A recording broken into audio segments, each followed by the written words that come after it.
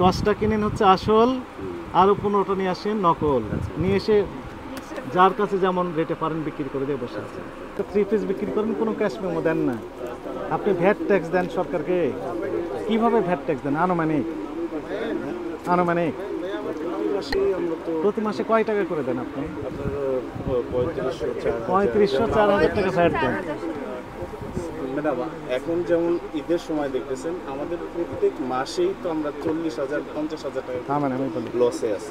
লসে আছেন ইনি, আপনার কথাগুলো শুনেন। 3500 টাকা উনি ভ্যাট দেন সরকারকে, উনি প্রতি মাসে লসে থাকেন 40,000 50,000 টাকা, 30-40,000 টাকা প্রতি মাসে লসে থাকেন, মানে এই সিজন ছাড়া। এবার আসেন, এই সাদা কি বলে নোটস, এই ড্রেসটা বিক্রি করেন 7,000 থেকে 7,500 টাকায়, বিক্রির কোনো ক্যাশ মেমো নেই। অনিয়মগুলো বুঝতে পেরেছেন আপনারা? নেতৃবৃন্দ তো আছেন মার্কেটের, উনি ভ্যাট দিবেন কিভাবে? আনুমানিক ভ্যাট দেওয়ার তো সুযোগ নেই, তাই না? ওনার বিক্রির উপর ডিপেন্ড করে কত টাকা লাভ করছেন, তার উপর ডিপেন্ড করে উনি কি করবেন, ভ্যাট ট্যাক্স দিবেন সরকারকে। এটা স্পেসিফিক হতে হবে, আনুমানিক দেওয়ার তো সুযোগ নেই। উনি 3,3500 টাকা 2,500 টাকা ভ্যাট ট্যাক্স দেন সরকারকে প্রতি মাসে। এবার আসেন, এটা উনি বিক্রির কোনো ক্যাশ মেমো, এটা কি অপরাধ? ক্যাশ মেমো দিতে হবে। যিনি কিনলেন, এখন পাকিস্তানি বলে অন্য ড্রেস বিক্রি করছেন কিনা হাতে গোনা হয়তো বা 2-4 জন আমার জানা মতে, হ্যাঁ, কেউ কিন্তু করে না, ক্যাশ মেমো দেয় না। তাহলে আমরা হয়তো বা এরপরে এই মার্কেটে কেউ ক্যাশ মেমো দেয় না, 2-4 জন বাদে, হয়তো কেউই করে না। তার মানে সবাই অপরাধ করছেন তাহলে। যেহেতু এটা যদি থাকে তাহলে আমি। এবার আসেন, একটি অপরাধ হলো, দ্বিতীয় অপরাধ হচ্ছে যে আপনি কিনেছেন কত করে? এটা কিনছি আমি 6,400। একটু ক্যাশ মেমো দেখান। আমি তো ছবি ক্যাশ মেমোটাও আছে, দেখেন বের করেন, ক্যাশ মেমো দেবেন, হার্ড কপি দেখান। 6,400 আছে, 6,200 আছে। বের করেন,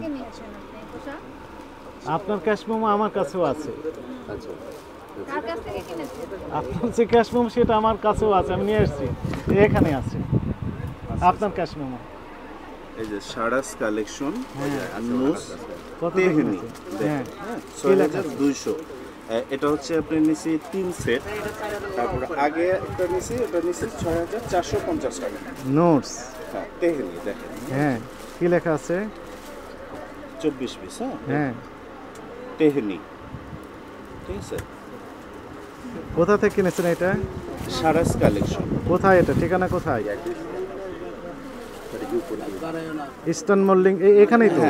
এখান থেকে কিনেছেন? আমরা ইম্পোর্টার না। থামেন, ধৈর্য ধরেন। কিন্তু এটা তো কিনেছেন 15 তারিখে। থামেন, আছে আমাদের কাছে আরো তথ্য আছে, কিন্তু আপনি তো আরো অনেক কম দামে কিনেছেন, সেই কথা বললেন না কেন? যেটার যে এর থেকে বেশি দামে কিনছি স্যার, এটা কম দামে, এইটাই সর্বনিম্ন। আরো বেশি দামে কিনছেন, সেটা বের করেন। আচ্ছা 6,000 আপনার 400 টাকা দিয়েও কিনছি, মানে 1-200 টাকা দিশে দিয়ে ভেরি করা। না বের করেন। এইটার নাম কি? নুস তেহনি। তেহরি কোথায় লেখা আছে? নোটস তেহরি। স্যার এই যে বইটা দেখে দিই, এই যে দেখেন। আমার ওখানে দেখে লাভ কি? এই কাপড়ে লেখা আছে কিনা? কাপড়ে ব্র্যান্ডে শুধু নোটস থাকে। এখন আপনি নোটস তেহরি বলে আপনি দাম নিলেন সর্বোচ্চ। আচ্ছা আচ্ছা, নোটস নামের একটা কাপড় ঢুকিয়ে দিয়ে বলেন যে এটাই নোটস তেহরি, বুঝবে কিভাবে কাস্টমার? স্যার আমি একটু বলি, বলেন। পাকিস্তানের লোগো আছে, শুধু ওদের লোগোটা যেমন তাওয়াক্কালে শুধু কে লেখা থাকে, নোটসের শুধু আপনার নোটস লেখা থাকে, আর বিন হামিদের শুধু আপনার রানার্স লেখা থাকে। এখন এটা তো আর স্যার আরেকটু ইজি হলো, যেহেতু লোগোটা কিন্তু ওইখানে আছে স্যার, আপনি দেখলে বুঝতে পারবেন।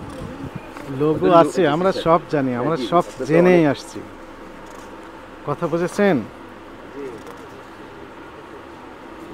নোটস তেহরি দেখেন তো কত টাকা লেখা আছে। এটাই লেখা আছে না অন্য? না এটাই লেখা, এটাই লেখা আছে। কত টাকা লেখা আছে যেন? 5,000 টাকা। বিক্রি করেন হচ্ছে 7,500। উনি বলছেন অ্যাকচুয়ালি বিক্রি করেন আরো বেশি দামে। উনি যদি ক্যাশ মেমো দেখাতেন তাহলে ওনার কথা আমরা বিশ্বাস করতাম, কিন্তু আমাদের কাছে তথ্য হচ্ছে আরো বেশি দামে বিক্রি করেন। রাইট, আপনি ঠিকই বলেছেন, আপনি আসল কথা এখন বলা শুরু করেছেন। উনি 10টা কিনেন হচ্ছে আসল, আরো 15টা নিয়ে আসেন নকল, নিয়ে এসে যার কাছে যেমন রেটে পারেন বিক্রি করে দিয়ে বসে আছে। এগুলো তো করার সুযোগ নেই। ইনি একাই না, শুধু জাস্ট ইনাকে একাই আমি বলছি সেটি না, এটা হচ্ছে বাজারে